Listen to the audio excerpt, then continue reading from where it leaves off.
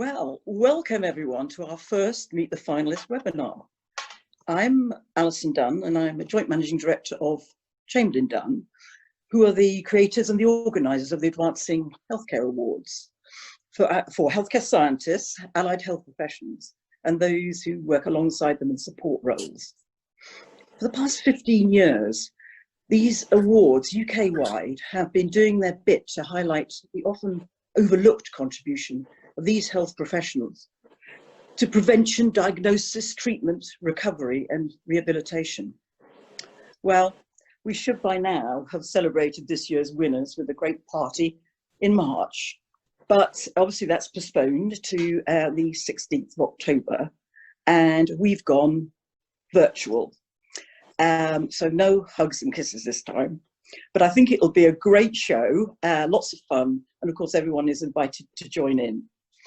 And even seems even further back that we had our wonderful judging day hosted by the Institute in February, which I think even the people who were presenting enjoyed. It was a really good experience. Well, the gap has enabled us to spend a bit more time looking at the work of our finalists, and these series of webinars really help us to do that. We obviously will revisit their original projects and their original work. We're asking them to reflect a little about what the last few months have meant to them during the COVID crisis, and then perhaps to tell us a little bit how their world now looks. Before we get going on this, I just wanted to mention another spin-off from the 2020 awards, which is a publication just published called Making Health and Social Care Greener. And it's a compilation of ideas and suggestions from many of our entrants from all of the categories who had good green ideas that they wanted to share. And it was part of DEFRA's Year of Green Action. So it was great to have the support of DEFRA on that. It's free, downloadable from our website, and full of really good ideas that you should be able to have a look at and see whether they would work on your patch. Well, today we are hearing from the finalists of a very important award, the Biomedical Scientist of the Year, sponsored by the Institute of Biomedical Science. Delighted that Allan Wilson, its president, is here to chair today. And interesting, this is coincidence actually, that Allan was one of the first nominees of our STEAM Awards, which was part of the Advancing Healthcare Awards that we launched to capture and to recognise and to honour the amazing work that's been going on all over the UK during the last few months. So congratulations to that, Allan. Thank you. Allan's going to introduce our speakers and to lead a little bit of discussion, hopefully at the end, from all of you. So over to you, Allan. Thank you very much. Sally, it's a real pleasure to be here and a real honour to introduce this awards on behalf of the Advancing Healthcare Awards. This is, as Alison said, for the Biomedical Science of the Year. And looking over the profiles of the three individuals we have are going to speak, it's stunning to see that we have such outstanding candidates for this award. It's really important, as Alison said, that we emphasise the roles, the diverse roles of biomedical scientists across the UK and outside the UK. And it's really good to see that the candidates we have here have stepped outside those traditional laboratory boundaries and are doing research and developing products and fulfilling roles that would, I don't think, normally be seen as a normal territory for biomedical scientists. And I think that's really, really important that we step outside that box, that laboratory box, and engage with clinicians and with other groups outside the laboratory context. That way we raise our profile, we demonstrate that we do not just exist in that black box, and we develop relationships with not just the clinicians and the other healthcare professionals, but also with the public, and get our message across as to what we do and what we can do. And it develops our way forward so we can develop new tests, new procedures, and actually improve healthcare. So without further ado, I'm going to introduce the first candidate. So the format is that we will ask each candidate to speak for about 10 minutes on their project, their work, how COVID COVID has impacted on that work. And then we'll have a few questions at the end of each speaker, and then we'll round up at the end. So without any more delay, I will introduce our first speaker, who is Dr. Sarah Pitt. Dr. Sarah Pitt is a principal lecturer at the School of Pharmacy and Biomedical Science in Brighton, and is also chief examiner in virology for the Institute of Biomedical Science. She has a particular expertise in clinical virology and parasitology, and she is passionate about training, and I think that is really Sarah's main role. She has done an incredible amount of work in Brighton to develop the coterminous scheme to actually ensure that the university programs develop and are suitable for biomedical scientists. And I think the link also, the very strong links that exist between the university and the laboratory setting, they're a testament to Sarah's hard work. She's been unstinted support for the Institute of Biomedical Science over the years, and as I said, is passionate about training and education. Sarah, without further ado, please give us your presentation. Thank you. So I'd like to thank everybody at Advancing Healthcare Awards, particularly Rachel, and also everybody at the Institute of Biomedical Science who was involved in organising this session, and to Allan for chairing it. I was very surprised to be nominated for the award of Biomedical Scientist of the Year, and I was absolutely stunned to be shortlisted, but I'm very proud of being a biomedical scientist. I had a super training myself, and I see my role now as a university lecturer on an accredited biomedical science course, and with placement training as part of that, and as an IBMS examiner, as training the next generation of my profession. Students who've been supported by me on their placement for their registration portfolio will know that my mantra to them is do your best and be the best. Students who've been taught microbiology by me will know that I absolutely love microbiology. And I think everybody should be as fascinated about it as I am. And just very, very occasionally, it rubs off on one or two of them, and they do go on and have careers in microbiology, more of which later. So I've been asked to talk about the impact of COVID-19 on my work. So at the time of lockdown, the university we all went home, and we did everything online. So we did obviously all our lectures, tutorials, coursework, all our exams online, which is not something we've really done before. And we've all become used to meeting on Microsoft Teams, which I gather a lot of NHS trusts are using that as well. So I'm sure everybody across the country's got used to that thing. I'd never heard of it at the beginning of March, and now suddenly everyone's got, oh, let's have a Teams meeting, and everyone's happy with that. I had booked to do a specialist portfolio exam in the middle of March, and because it was a virology department and they were about to implement the SARS-CoV-2 PCR test, we actually postponed it for about a month so that they could get the PCR up and running. And then by the middle of April, of course, we were on a national lockdown, so I wasn't able to travel, even though it's less than an hour's drive away to the hospital where the candidate was. So we actually did it virtually, so that was also quite new. It worked fine. It was just took a bit of getting used to working out how to do it. One of the things which was in my nomination was my project. So with some colleagues, I've discovered that the mucus from the common brown garden snail, the thing that's probably out in your garden right now eating all your lovely plants that you've grown during lockdown, the mucus from that actually has antimicrobial effect against Pseudomonas aeruginosa. And this is interesting because probably some of the people who are listening in are aware that Pseudomonas aeruginosa is on the WHO priority list for antibiotic resistance. There's lots of multiple drug resistant strains.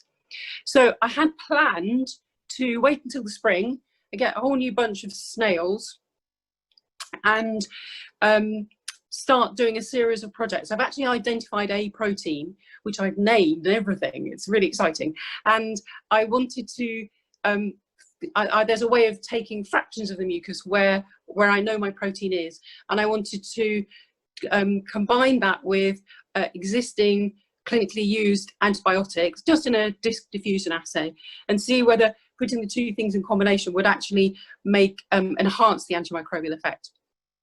And so I got some snails, bought some lettuce and some cucumber and some butternut squash, identified a new bit of a lab where they could go and they could be happy and well looked after. Then lockdown came, the snails had to go back out into the wild, I had to eat the cucumber, and I may be allowed back into my lab in September. So therefore I got involved in other things. So because I'm on the Health and Care Professions Register, I actually mentioned this in an email about something else, probably to do with training, to the microbiology colleagues at my local hospital in Brighton back in probably February, and they took me up on that offer. And what they got me to do was training seminars for people who are in other parts of virology or microbiology being redeployed to do the COVID-19 PCR test. And so that was amazing, because I got an AHS badge, I got a parking permit so I could park for free, and I started it after Easter, so it was sort of early April, at a time when absolutely everybody else was working at home and we're all stopped in. I was allowed out. And not only that, at a time when all my university work was all online, I actually did face-to-face classroom teaching in a classroom with real people. That was really good. But the main thing about that was a real privilege, was that people in the people who I was talking to in the seminars were actually graduates of mine who'd graduated maybe 5, 6, 7 years ago, and were now confident professionals, really happy in their working environment and really making a contribution. And I don't normally see them once they've finished at the university. I might see them to say, how are you? But I don't normally work with them. But we were in a seminar, they were advising me, they were teaching me, we were discussing stuff together as professionals. And that was a real privilege, and I'm something that wouldn't have otherwise have happened. The other thing that I have done a lot of is media. So in December of last year, the editor of the Biomedical Scientist magazine and also my university press officer were trying to get me to do a podcast. And both of them were on at me from September onwards, and they twisted my arm so hard it almost fell off. I really didn't want to do it. It felt like showing off, and who'd be interested in what I had to say, and you know, what happens if I messed it up. So in both cases, they came to my office at the university. We pre-planned what I was going to say.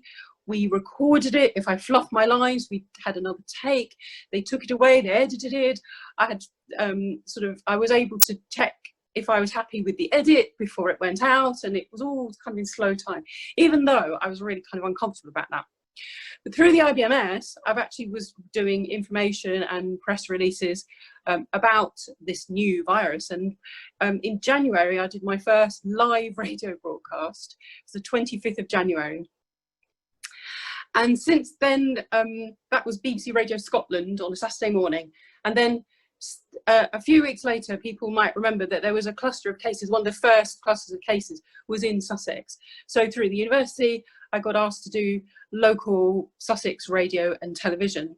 And it turns out that if you agree to do a BBC local radio broadcast and you say yes, suddenly your information is on a national database. So I have now done live radio broadcasts for all the 4 countries. So I've done Scotland, I've done Wales, and a couple of weeks ago I was asked to do BBC Radio Foyle in Northern Ireland. So I've done all 4 countries, and I've done lots of different local radios in England. I think the furthest north I've done so far is Hereford and Worcester. So I'm still open to suggest, you know, open to offers for anything north of that. I've done, and I've also done 5 Live, LBC, and Talk Radio, and these are all like live. So I've gone from, I'm not really sure I want to do a podcast, to live radio. Sometimes I do several in one day, and I've done 3 already today. And also sometimes I get quite short notice. So my exercise, I was normally going swimming. That's another thing where my life has changed. And now I've started going for a walk up onto the South Downs, which has been lovely, but quite different. And they often ring me with half an hour's notice saying at 6:45, can you come on at 7:15? And I will say, well, yes, I can, but I'm in a field at the moment. So I have actually done live broadcasts in a field with just me and some sheep. Back in June, I actually did, I had an email from a Turkish radio, really out of the blue, from a Turkish TV station that said, can you do live broadcast at 1 o'clock today? And I said, okay then, yes.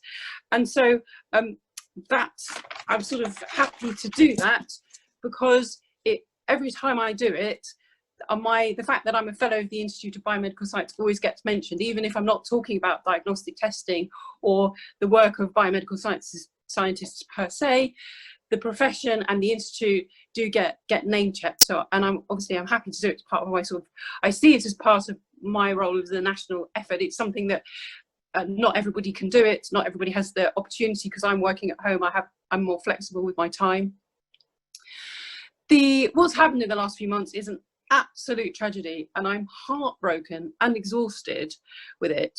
But I hope I've taken the opportunity to represent my profession and my professional body as best I can.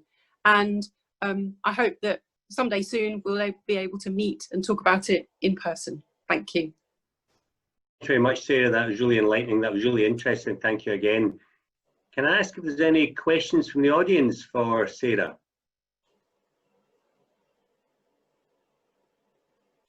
Nothing immediately. I've got one, Sarah. What do you think you've learned from the media? I've been doing some media work as well, and I think I found out it's a two-way street. You don't just give information, but you learn from them as well. What do you think you've learned from the journalists and the media people you've spoken to? I think I've learned how it operates a bit better. It's very fast moving, particularly if we're talking about, you know, the morning news, and they're actually looking for somebody to come on and say something clear and sensible.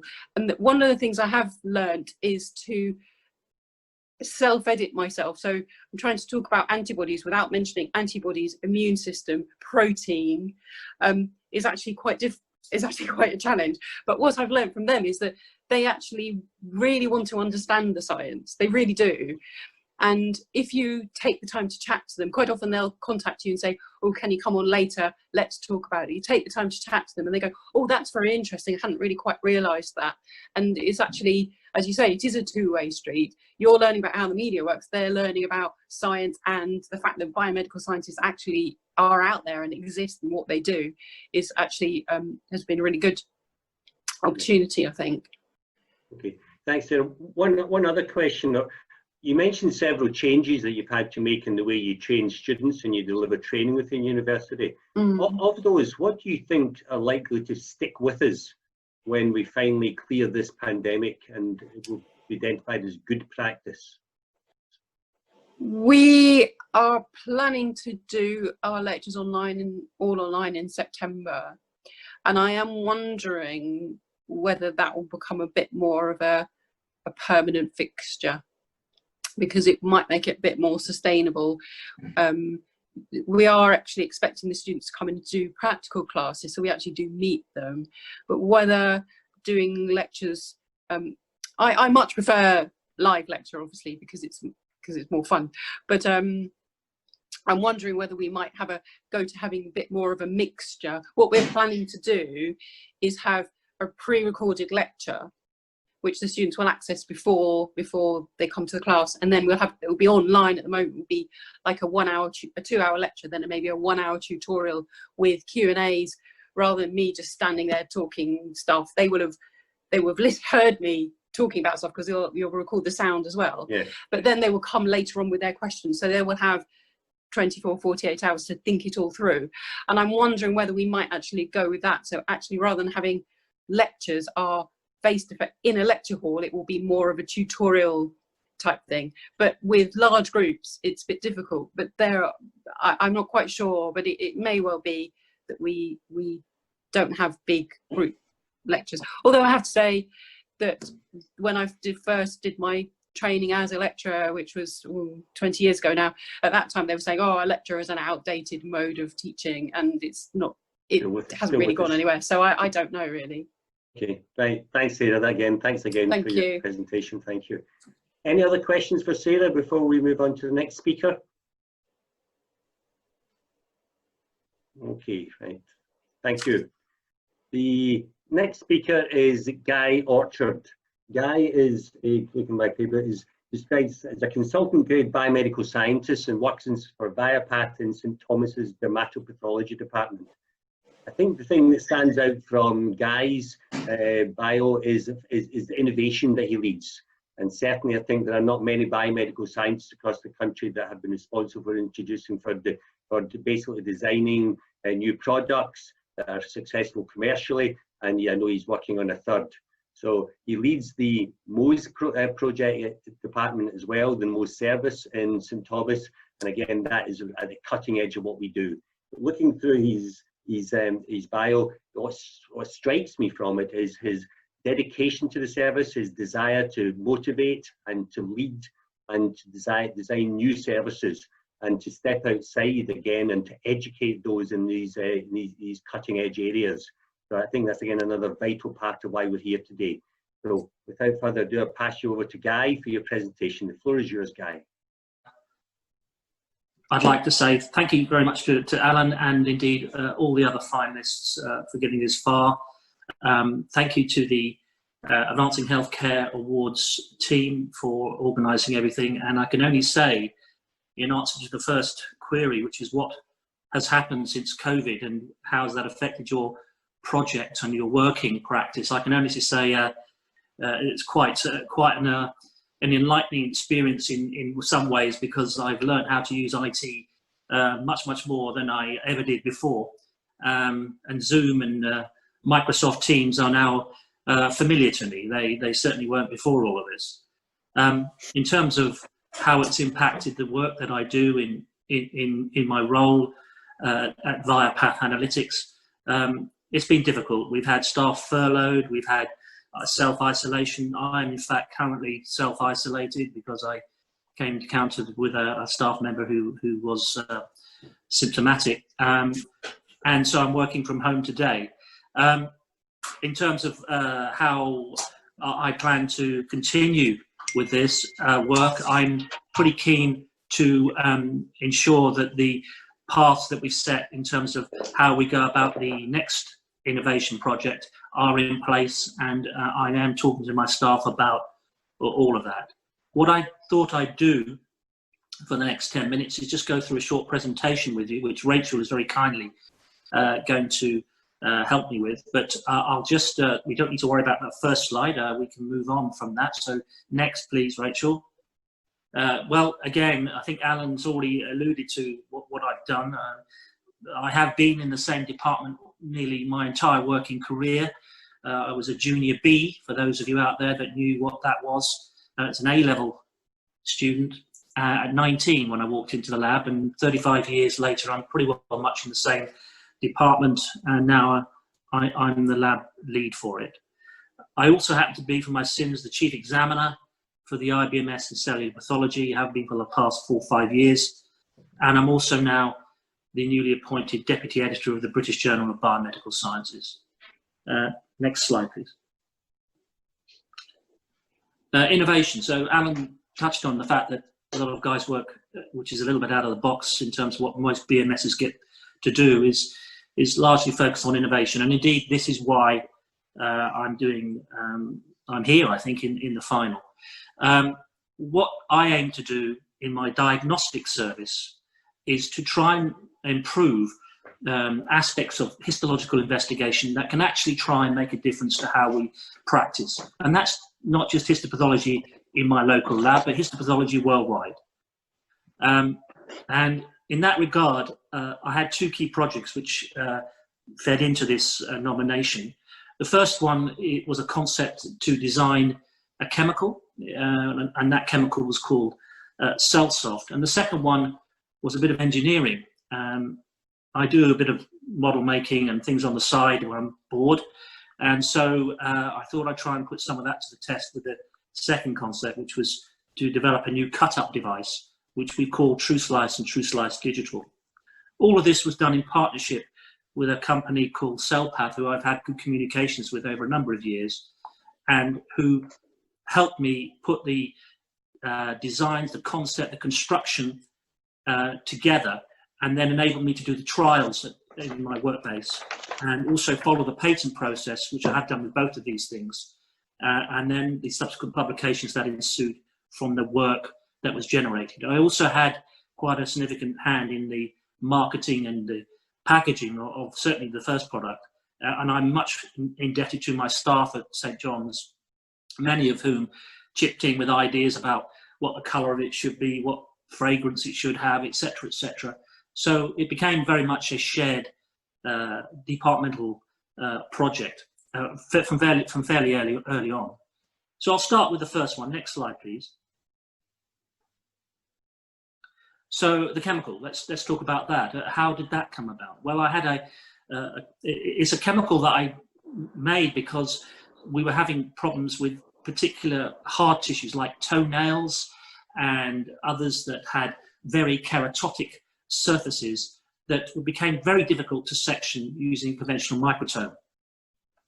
And I had actually a consultant colleague whose mother had a fungal infection in the toe, and she'd given us her toenail, and that's what started all this off, because the staff couldn't cut the section using the existing products that we had available to soften the tissue, most of which, in fact, are quite hazardous. They contain acids, alkalis, very strong alkalis and acids in some cases, and some of them are also carcinogenic, and they contain phenol.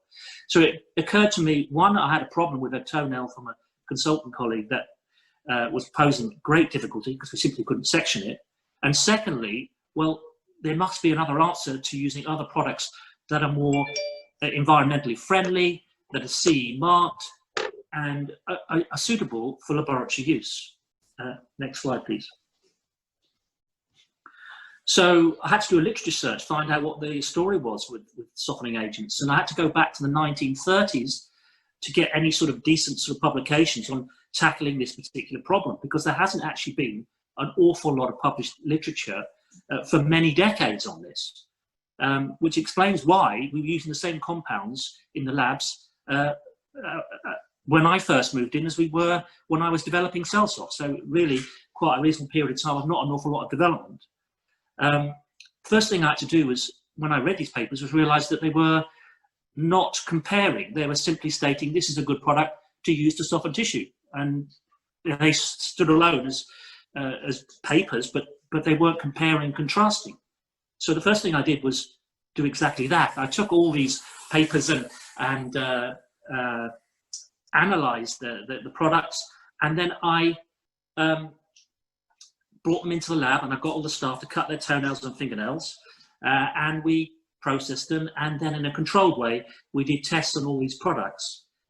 After some weeks and months of doing that, I identified two chemicals that seemed to be prevalent in enabling that softening effect to great effect, and so I approached Cellsoft with a proposition. Next slide, please.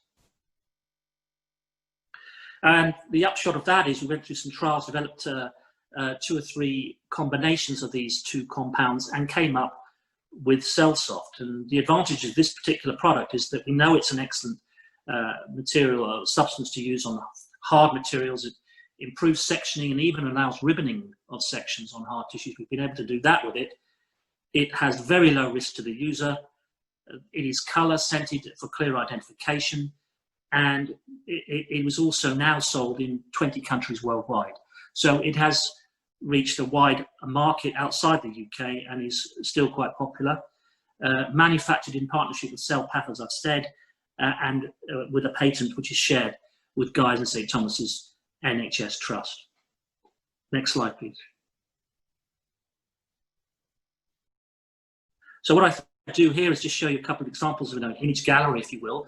And this is Cellsoft used on particular tissues, and also some remarks about alternative stains that you may use, and did it have any effect on any of those. If you look at the top two, the top left-hand side shows a femoral head cross-section. So it's a decalcified femoral head, which still will be quite hard to section. And you can see the cartilage on the top there with the interface on the bone below. Very nicely preserved section. On the right of that, we have an H&E stain of a verruca, and you can clearly see very good preservation of the keratin layers, no disruption, and well stained. Below that, bottom left, is the green stain. It's a Grocott stain for fungus. It's a silver stain, and again, that is in a nail which is covered with and has inside the nail fungal hyphae. Those are the black streaks you can see. And the bottom right is a cytokeratin antibody stain to demonstrate keratinocytes on a highly keratotic warty lesion.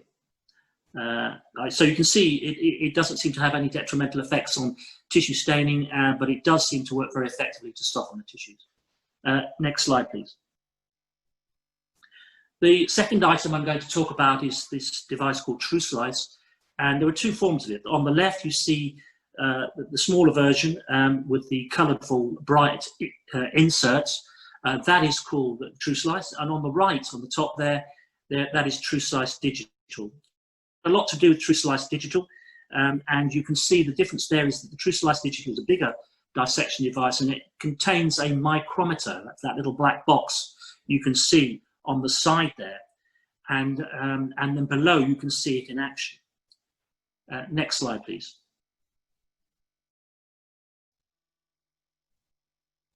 So the important thing about grossing tissues is that we spend an awful lot of time in histology looking at how things get fixed and how things get fixed properly. We've also worried about that as a key problem in histology generally. However, possibly just as important, and maybe even more so these days, is actually how things get processed in the processing machines, where they get dehydrated and then they get put into paraffin wax. And just before we do that process, we do the grossing at the cut-up bench. And there is an awful lot of variability when it's done by hand-eye coordination only. And the ideal scenario is that there are 5 factors that you need to consider if you're going to do good grossing technique. One is that it should be, the cutting face should be perpendicular to the specimen. There should be an appropriate form of immobilization, which means that the specimen is not going to move when you put the knife into it to take your sample. There should be good visualization of the cutting tissue face, because if you're clearly not looking exactly what you're doing and where the knife is, there's a lot of risks there, but also a highly good chance that you're not going to get a good section quality. Also, there should be sharp knives, of course, and the grossing action of the knife goes through the tissue. It shouldn't be a hacksawing event. It should be a gradual cutting process. Next slide, please. So here we see on the left-hand side an example of a hand-cut piece of tissue from a keloid, which is a scar. And you can quite clearly see from the vertical view of this that there is disproportionate thickness across those two pieces of tissue, thick at one end, thin at another, and jagged edges are also seen. Also on the right, we can see what you can achieve with the TruSlice digital device, where there's a very large cross-section of a lipoma cut to about 3 millimeters in thickness. And please note the uniformity of the thickness throughout the complete dimension of that slice. Next slide, please. So I thought I'd show you what my sketches were like. I was in a supermarket watching a chap cut Parma ham on a delicatessen stand. And I had the idea from that. And so what I did was, on the train the next morning, I was drawing things, and these are the original drawings, of what I wanted to try and build. I knew I couldn't do it myself, but I had an idea of something that could work, something that would enable those 5 factors I spoke about to be achieved. And it also should be easy to dismantle, wash, clean, and put back together. And that was the concept of TruSlice and TruSlice Digital. Next slide, please. And here's an example then of the variety of sections that you can, section thicknesses that you can take of the tissue slices. And we start from 2 millimeters on the far top left, which is the A category, and we can go up to 10 millimeters or even more. Not that I think you need to cut any tissues more than 10 millimeters in many cases, but it does show the spectrum and the range of accuracy that's achieved across a quite wide diameter of tissue. Next slide, please. Publications are important. I'm not an academic. I'm a service delivery manager. I have been all my life, but I have had the chance to participate in academia, and I've grown through that process, and publications have followed both of these products. There's 2 each there on the Cellsoft and also the TruSlice devices, and there were many other articles that I wrote in between. I'm busy on a 3rd project which has just been patented on a new hematoxylin, and I'm waiting to see how that progresses over the next few months and year. COVID-19 dependent, of course. So it's been a pleasure, it's been a joy to go through that process. I couldn't have done it, of course, without the input of so many people and staff. COVID-19 has slightly put me off track, but it hasn't changed my motivation. And of course, here are all my staff, many of whom are still with me, at the cut-up bench. And I much appreciate their input in how we go about these innovation ideas. When I say cut-up bench, of course, I mean that in a joking fashion. We're having a meal out. But anyway, thank you to all of them. Thank you to Viapath Analytics, to everybody that I've worked with, and thank you to the organisers of the Advancing Healthcare Awards for nominating me and indeed enabling me to speak to you today as a finalist. Thank you.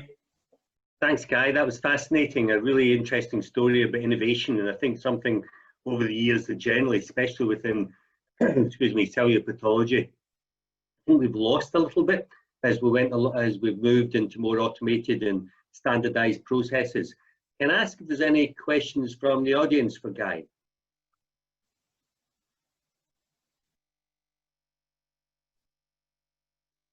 Okay, can I start off then, Guy? Back to my original point there, I've worked in Cellpath for over 40 years, and mainly in cytology, but I've been involved in cellular pathology for that length of time, and I know the processes intimately. Why do you think we have lost that ability? Because I do remember in my days as a boy when we did actually look at processes and try and innovate and change, but we do seem to have lost that way, that ability. I don't know if his ability is too strong about it, but we seem to have lost the drive to look for alternatives within the department, and when we can just buy things commercially and everything's standardized. Why do you think we've lost that approach to, especially in Cellpath? It's a very good question. I think there are probably 2 or 3 factors that might indicate why that is, but I'll just allude to what I think. I think the main problem is we've all been going through quite a constant change of mergers and amalgamations and greater workloads. So I think anybody out there who works in a diagnostic setting and has suddenly found an increase in work activity will say the first thing they stop doing is R&D. Yeah. Because it isn't, it's like the thing that you'd like to do, but it's an additional thing that you can park if you have to churn out a lot of work. And that, I think, is a key factor in what is currently happening. The second thing that I think is happening is that you touched on it early on in your introduction, I guess, and indeed in this question. It doesn't appeal to everybody. So you have to have a curious mindset. You have to be a certain type of individual, and to want to question and challenge things, and to perhaps not accept what traditionally has been accepted. So if you look through history, there's lots of examples of this, where things have been set in place and they're still being done 60 years later because nobody bothered to actually challenge it. It sort of worked, it's sort of okay, but was it really as good as it could have been? Are there things that we could have done that could have been better? So a lot of the latest work I'm doing is actually questioning things that I thought should have been in the literature, but I didn't see it. So because I didn't see it, I went back and did it.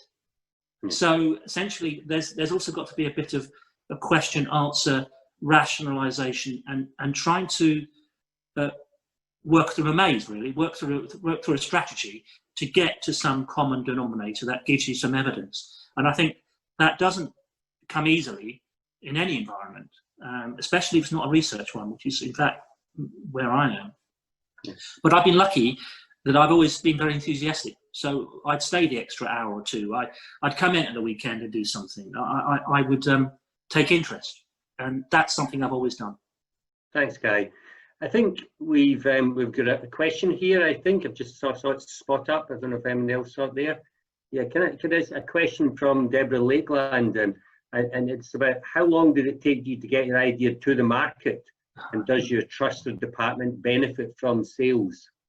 So the first question, how long did it take to get to the market there?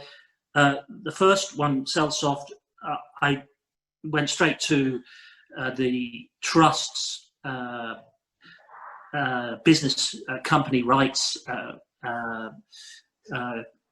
association and informed them what I was doing. They helped me go through the process because they're used to dealing with companies and what I was trying to do. And they were there when I had meetings to discuss how I wanted things to be moving forward. Fortunately, we had a very good partner in Cellsoft Limited, and they quickly accepted the arrangement, and we progressed on that understanding. So really, I never had a problem. In terms of how long it took me to get to the final product, well over a year, probably a year and a half, to finalise that product, and lots of trials and testing. So that's an answer to that. In terms of financial income, the patent is owned by the Trust. It's not owned by me. So the patent arrangements between Cellsoft and the Trust, of which there may be a fractional payment to me for the intellectual property that I brought to that. Any other questions for Guy? Okay, thanks a lot, Guy. That was really, really interesting. And our final speaker for today is Alison Watt. And this was a fascinating bio. I learned as much just looking at these bios as I think as anything else from this exercise. So Alison works for the Serious Hazards of Transfusion, or SHOT, as many people you be aware they're called, and is the operations manager. She's been working on human factors in SHOT for many years, and her recent doctorate was on groundbreaking research into human factors and transfusion. And again, I think this is a stunning example of where we stepped out our normal repertoire, what is normally expected by biomedical scientists to perform. This was basically not only just SHOT and moving into a slightly different environment from a standard laboratory, but then within SHOT to work in an area which is about human factors and more about psychology almost, rather than actual laboratory medicine. It's a fascinating deviation from where we would normally expect to find biomedical scientists. Another good example of the diverse roles that we have. So without further ado, can I ask Alison if you're willing to start your presentation? Thank you very much, and thanks to the organisers for the nomination to be in the final. It's amazing. I'm very humble to be part of it. One of the things you've asked us to talk about is the effect of COVID, and the first effect I've had is that for some bizarre reason my Zoom will not let me show my face on it. So I've turned my camera off, because if I turn it on it still is blank. So apologies to anyone that might need lip reading to help with this. I gather these presentations are going to be available afterwards. But without needing to see my face, I'll continue with the presentation to tell you about the work I've been doing. I'm very proud to be a biomedical scientist. I beat Guy because I actually started as a junior A because my A levels weren't recognised. So I started at O level standard, and it's amazing to have come that far through an amazing profession. And I've spent most of my life working on the bench in transfusion, in blood centres, and then more recently, as you said, I actually was operations manager of SHOT. I'm now semi-retired, but still part of their working expert group, writing a chapter each year in the annual SHOT report on human factors. And just a little bit about SHOT and COVID. Obviously, they still managed to get the SHOT report out this year, so we were all sort of writing and working in isolation. That was launched in July, unfortunately without a huge launch seminar, which we normally have, which has about 300 or 400 transfusion professionals attending, but they did a webinar like this. Luckily, I wasn't presenting on that, so that I didn't have to actually do my I'm in camera. And I'm also doing a little bit of consultancy, so some of the work that I'll show we're doing, I'm happy to come and talk to people about how to do it. And the key bit for me is that I've done this in transfusion because this is my first love, but it extends beyond transfusion. It could be used in other areas as well. So just to summarise what I've been doing, it's about applying human factors and ergonomics to the transfusion process, and I'll come on and define those in a moment.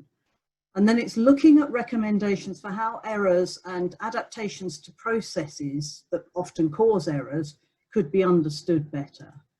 And obviously the aim is to improve patient safety in blood transfusion, but as I mentioned before, the key bit is this is applicable everywhere. There's a copyright thing on there, which I just put on because I know this is going out. I'm always happy to share my work. Some of this does belong to other people. I've referenced and credited where I can. So basically the message is please don't nick it without asking me.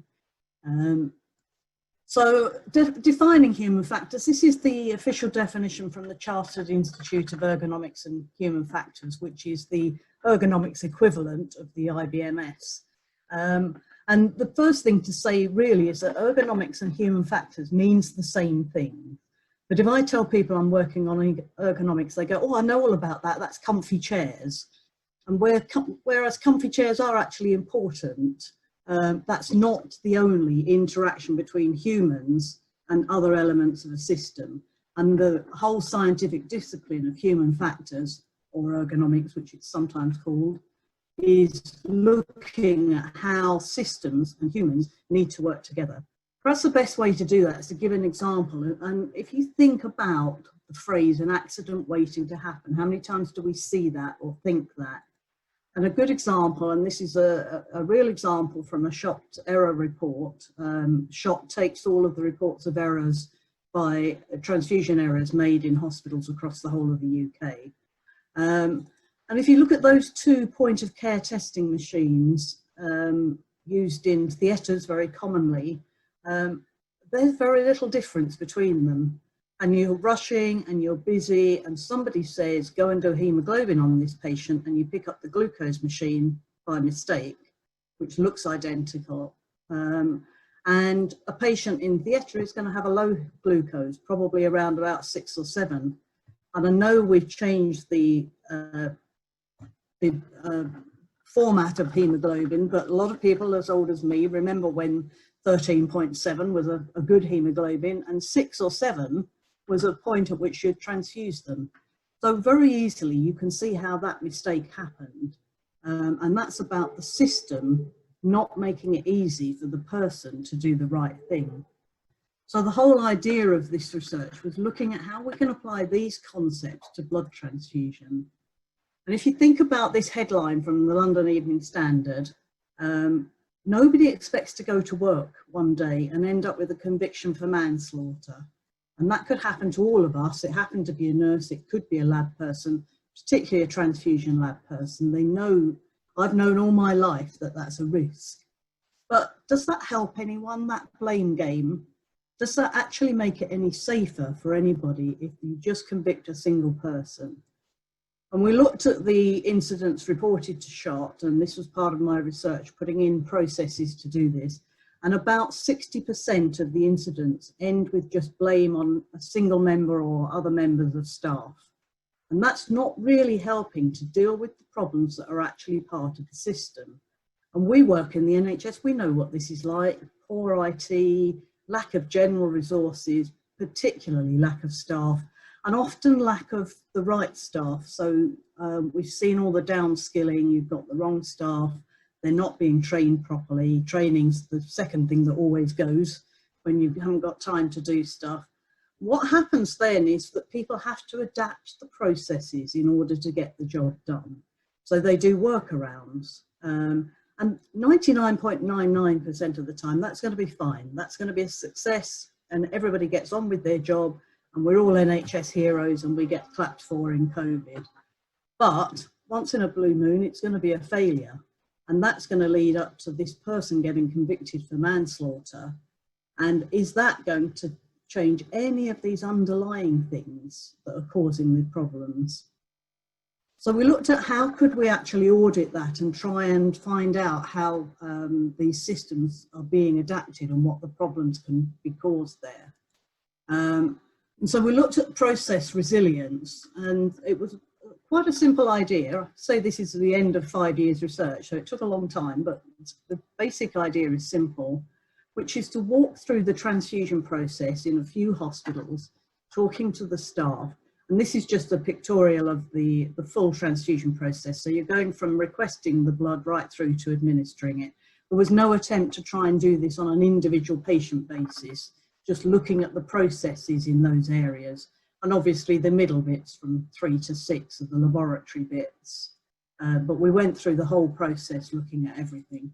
And all you do is ask a very simple question, which is essentially saying, what's the biggest problems you have and how do you deal with them? And people talked. It was very good. And all of the staff questions, which was 59, they all gave at least one example, and several of them gave more than one example. So in the end, we had 99 adaptations to look at and analyse further. And it was just audit magic. They just magically tell you what the problems are and what they do to solve it. And they don't even realise that what they've done is adapt the system.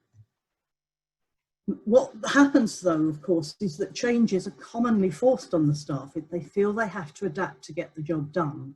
So this is known within human factors principles as work as done, which is different from work as imagined, which is the standard processes very often done by people a little bit remote from the day-to-day work. And they imagine a beautifully wonderful system where nothing goes wrong. But the reality is people are adapting all of the time for work as done to get the job done through. And sometimes, of course, the adaptations that they're making are an accident waiting to happen, back to our original theme. So to put that into a transfusion context, but you could imagine this applying to any of the policies in any laboratory or any healthcare area. Simple policy, take the patient's details to collect the blood. The person writing that thinks they know what they mean, and actually most people in the laboratory know what that means, and most of the nursing staff know what that means. What it means in reality is something like that. Even if that policy says, take the patient's notes to collect the blood, you know that's not always going to be possible. Someone else is using the notes, or the notes are on IT, and you don't have an IT handheld that you can take down to collect the blood, or you've got a situation where you have got a handheld, but the blood bank's in a basement and there's no Wi-Fi down there. All those sorts of things. We know what life is like. And the vigilant amongst you will have noticed that these names are different. And of course, that's how mistakes happen. So if you've got a Sarah someone about the same age as Sarah somebody in the same hospital, you've got another accident waiting to happen. And that's when you're moving away from the policies, adapting them to make a change, are you making the system less resilient? And then this is the final complicated way of looking at this. This is for anyone from the human factors side that's looking at this presentation. And there are a couple of references at the bottom that shows that this is our own model that myself and my PhD supervisors put together, combining two human factors models, but it's very simple. If I just walk us through it, work as imagined assumes that everything's normal, that demand equals capacity, that there's no problems. But when people need to adapt, these circles here are to scale. You wouldn't believe how long it took me to do those circles to scale on an Excel spreadsheet, but they really are to scale. So you can see what triggers the adaptation. So in other words, what the problem is that makes somebody need to adapt the process is very often people, staff, tools at the IT, and the non-IT tools. So the bits that we showed earlier, which are the system problems that we know are there all the time. When you jump over to this side and look at how the adaptations were made, they're not made in the area that the problem is. So they can't change the staffing. They can't get a new IT system. They can't get better equipment or equipment that works properly. So what happens is the people at the sharp end just change the things they can change. They change the task on that day or the way they do it in that particular area. Or they may change the process to offset the problems. They might add in a checking step because you haven't got the right staff doing the job further down the line. And so if you look at the difference between where the problems arise and what you do to actually change them, then you can take a good guess at whether that adaptation is going to be successful or whether it's an accident waiting to happen. One day it's going to be unacceptable. And so the key is looking at the audit from a different viewpoint. So I think that's probably enough. Let's just summarize what I've said. So human factors and ergonomics, it's about making it easy to do the right thing. When you're investigating incidents, look at the system failures, not just the staff. Yes, that person made that mistake on that day, but a good tip is to ask all the other questions first. How, what, why, where, when, all these open questions. Kipling's 6 Honest Men, for those that know the poem, before you ask who, because who did it is probably not terribly relevant. It's why they did it.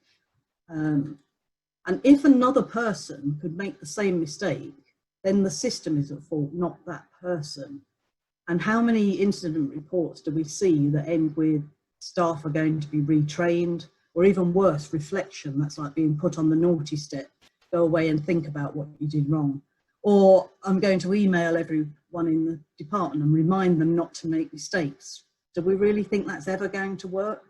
It doesn't work. You need to be looking at the system faults that made that mistake happen on that day at that time. And also look at, in audits, audit what goes right, which is actually what happens 99.999% of the time. Don't just audit what goes wrong. Look at audit also what goes right. And then just to end on a quote from Don Berwick, who most people will know from the review into patient safety. This quote is actually from another paper of his, but it's that's what I've done in a nutshell. We have to design around the problems. Just a few acknowledgements to all of my colleagues, but particularly none of the work that I do, none of the work that SHOP does could be done without the UK hospitals that report transfusion incidents.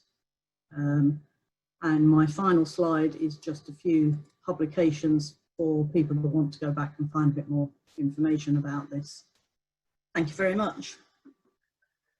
Thank you, Alison. That was absolutely fascinating. Again, a really good example of something that you would not expect biomedical, an area where biomedical sciences is not common, and we work in these areas.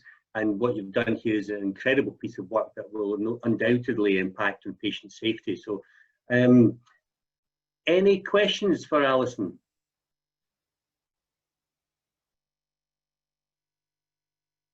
I've got a couple to lead off with.